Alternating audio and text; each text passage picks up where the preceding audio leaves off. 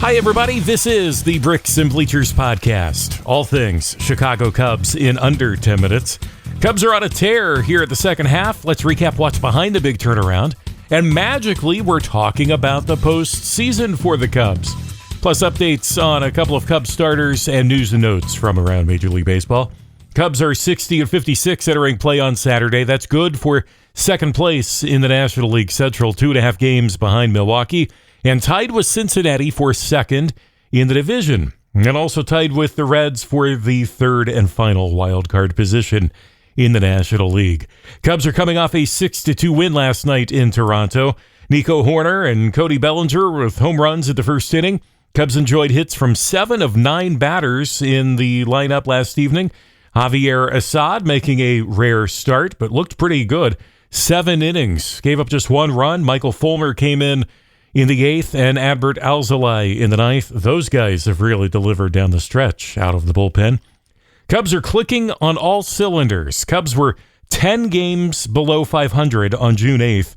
It was then, or close to then, that the Cubs had the worst record in the National League.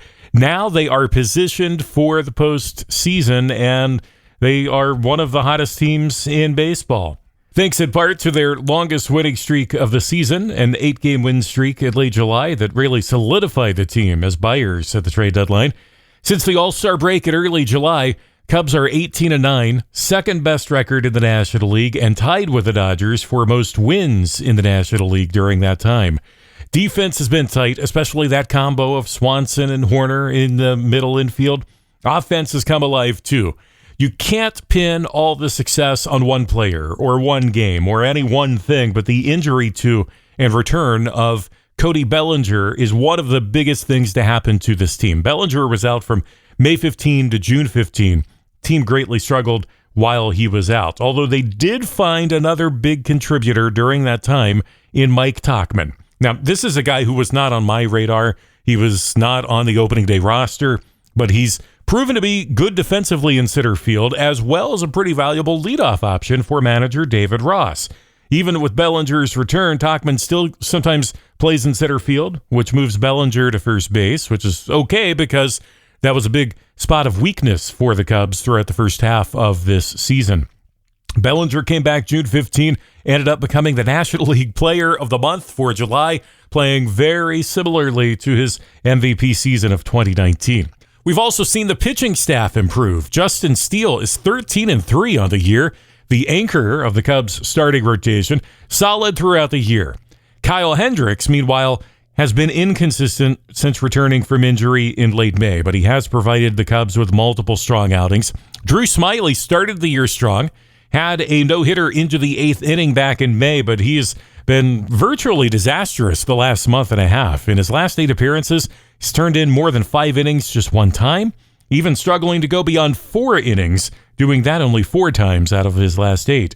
Meanwhile, Jameson Taillon is trending the other direction. Awful to begin the year, but now 5-0 with an ERA under 3 his last 7 starts. He credits work with the coaching staff to help him regain his good form. And you can't overlook Marcus Stroman, voted to the All-Star team, but he's struggled in his recent outings. He's had a hip issue that's bothered him for a while. He's on the injured list currently, but set to return to the team next week. No reported issues with his recovery and planned return. On to the bullpen. Ups and downs there, but much more solid in recent weeks, especially Adbert Alzolay looking like a solid closer. Cubs blew a lot of leads early in the year, particularly because they lacked a definitive closer. Alzolay looking great in that role recently, and a lot of other guys in the bullpen stepping up as well. Let's talk trade deadline. Cubs with 3 moves. The big move being the addition of Jeimer Candelario from the Washington Nationals.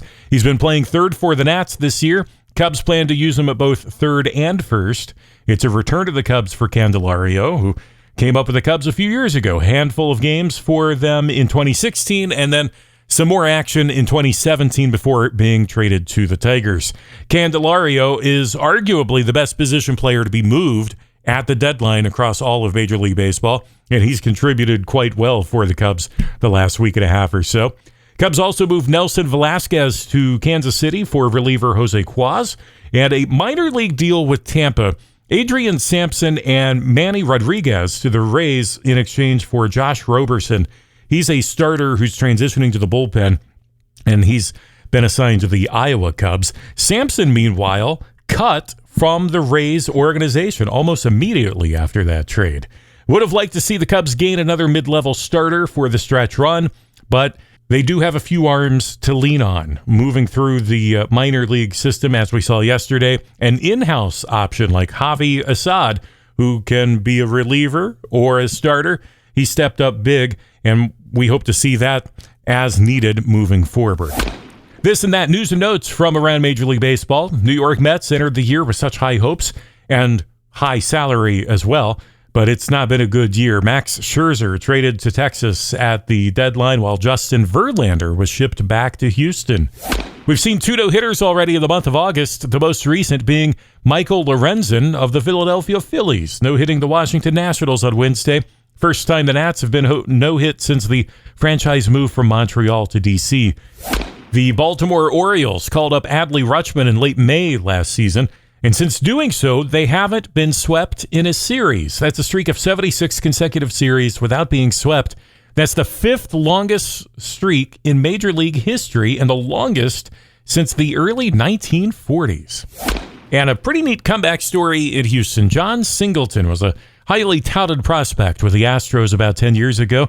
According to MLB Metrics, Singleton, the first player ever to sign a major league contract prior to playing a game in the big leagues. Struggled in limited playing times, had some off-field issues, and eventually was the odd man out in Houston right before the amazing run they've had in recent years. Spent several years away from baseball, decided to come back, giving it a go in the Mexico League in 2021.